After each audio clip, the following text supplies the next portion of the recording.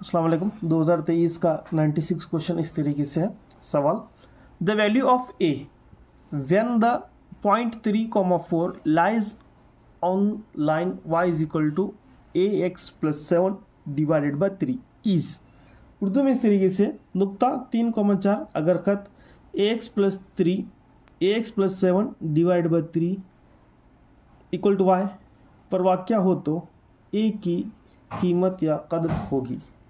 तो यहाँ पे क्या पूछ रहा है, देखिए यहाँ पे एक लाइन दिया है y is equal to A x plus 7 divided by 3 और यहाँ पे ये बोल रहा है ये जो खत है इस नुक्ते से पास हो रहा है। मतलब ये एक खत है मेरी, वहाँ पे एक नुक्ता है 3,4 उससे हुए ये खत पास हो रही है। ये खत का जो इक्वेशन है दिया गया है y is equal to A x plus 7 divided by 3 इस तरीके से वहाँ पे दिया गया है। तो सबसे पहला एक कॉन्सेप्ट याद रखना है, एक पॉइंट याद रखना है। क्या पॉइंट याद रखना है?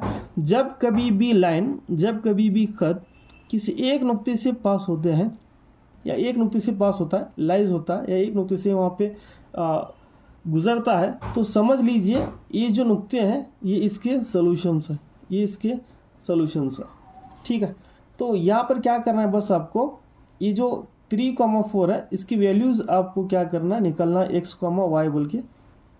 और ये जो इक्वेशन दिया है y is equal to A x plus 7 divide by 3 दिया है, यहाँ पे पुट कर देना है। मतलब x की वैल्यू यहाँ पे क्या होती है 3 होती है, y की वैल्यू क्या होती है 4 होती है। ये दोनों वैल्यूज़ को आप क्या करेंगे इसमें पुट कर देंगे। तो y की वैल्यू कितनी है वहाँ पे 4 है, is equal to A x की वैल्यू 3 प्लस यहाँ पे 7 डिवाइड बाई यहाँ पे कितनी होती है 3 होती है।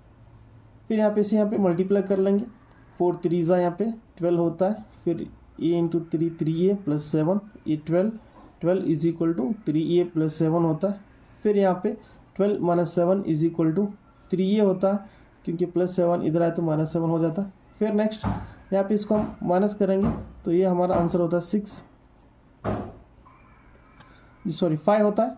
5 इज इक्वल टू 3a और यहाँ पे a की वैल्यू निकलना है 5 divide by 3a is equal to a हो जाता है। तो यहाँ पे a की वैल्यू कितनी होती है 5/3 होती है। तो यहाँ पे मेन कॉन्सेप्ट यहाँ पे आपको ये समझना है, अगर जब कभी भी एक इक्वेशन देता है और उससे एक पॉइंट या एक नुक्ता पास होता है, तो समझ लीजिए वो नुक्ता इस जो ख़त का, इस जो लाइन का वो सोल्यूशन है, वो उसको सेटिस्फाई करता है। वो अगर उसकी वैल्यू यहाँ पे डालेंगे तो दोनों इक्वल हो जाता है। तो इसीलिए आपको ये बात याद रखना है, जब कभी भी एक खत एक नुक्ते से गुजरती है तो उसकी वैल्यूज़ लेना है x और y, लेके वही इक्वेशन में पुट कर देना है। यहाँ पे ए पूछा है, दूसरे क्वेश्चंस में या दूसरे जो एग्ज़ाम्स में ऐसा पूछता है, एल या मैन कुछ भी पूछ सकता है, तो वो वैल्यू हम आराम से निकाल सकते हैं।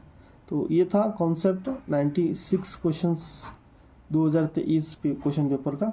तो अगले क्वेश्चन पर मैं अगला कॉन्सेप्ट देखेंगे।